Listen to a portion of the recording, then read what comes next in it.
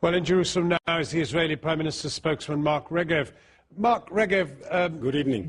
Good evening. The diplomatic relationship between Israel and Turkey has been very hard won. It's one in which many Israelis enjoy both commercial and tourist relations with Turkey, and you've now rewarded it by attacking a fleet of ships that's come from Turkey and killed Turkish nationals. That's a great way to win friends, isn't it? Yes, this is unfortunate indeed. Obviously, over the last few months, the relationship with Turkey has been, the atmosphere has been less positive than it was historically. We think that's regrettable. We'd like to have a much more positive relationship with Turkey, and we'd hope the Turkish government feels the same way about us. So you're going to apologize to them? For what? Killing their nationals. Well, it has to be very clear what happened and how this incident actually developed. There were 6 interceptions yesterday, 6 interceptions, all done by the Israeli Navy. All 5 of them were done peacefully, without violence, without harm to soul, to people. In one place, unfortunately, the hardcore extremists on the boat, as your previous piece showed, used violence, and our soldiers who were in the operation had to defend themselves. They were under very, very serious threat. Their lives were under threat. They had to respond. In the last 48 hours, are you going to be treating the Rachel Corrie, which is on its way from Turkey even now as we speak? Is that going to be treated with better respect? Are you going to allow it into its justified port of Gaza?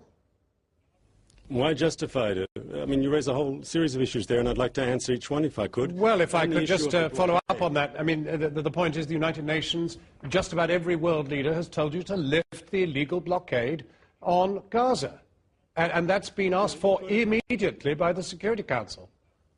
So, first of all, a blockade is a legitimate tool when you're in a conflict, and of course you know that we're in a conflict with that Hamas regime in Gaza. There's a state of conflict. The United Nations, according to United Nations rules, a naval blockade is a totally legitimate form of international behavior. It even appears, I believe, in Article 47 of the United Nations Charter to say that it's illegal. I don't know exactly what you're talking about.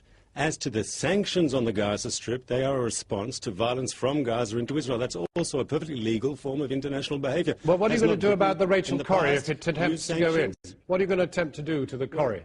Well, the first thing I'll say, anyone who is bringing humanitarian aid to the Gaza Strip, we promise that if you bring that aid to our port of Ashdod, we will guarantee that all humanitarian aid reach the people in Gaza. And if they don't want to deal with us because they don't like us, there's a Muslim country and an Arab country, Egypt, has made a similar offer through its port of El-Arish. Yeah, but the reason nobody wants to take you up on your offer is because you can't be trusted. Why is that? Because you have severed 80% of the aid that's been going into Gaza. It is down to 20% of the levels. This is according to the International Red Cross and the United Nations. It's down to 20% of levels before you started strangling the place.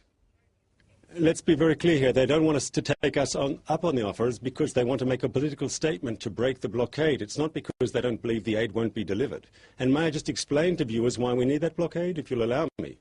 It's clear that if that blockade did not exist, if we didn't have the naval blockade on the Gaza Strip, you'd have the inclusion into Gaza of very dangerous weapons and missiles from Iran, from Syria.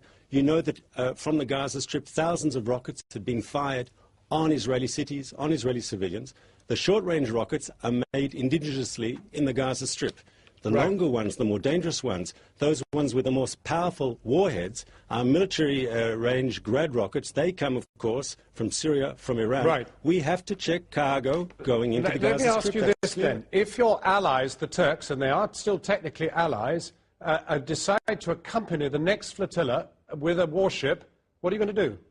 Because they're saying they're going to. Sort of hypothetical is, no, they are saying, they're actually saying, the Prime Minister said in Parliament today that the next flotilla will very likely be accompanied by a Turkish warship. What will you do?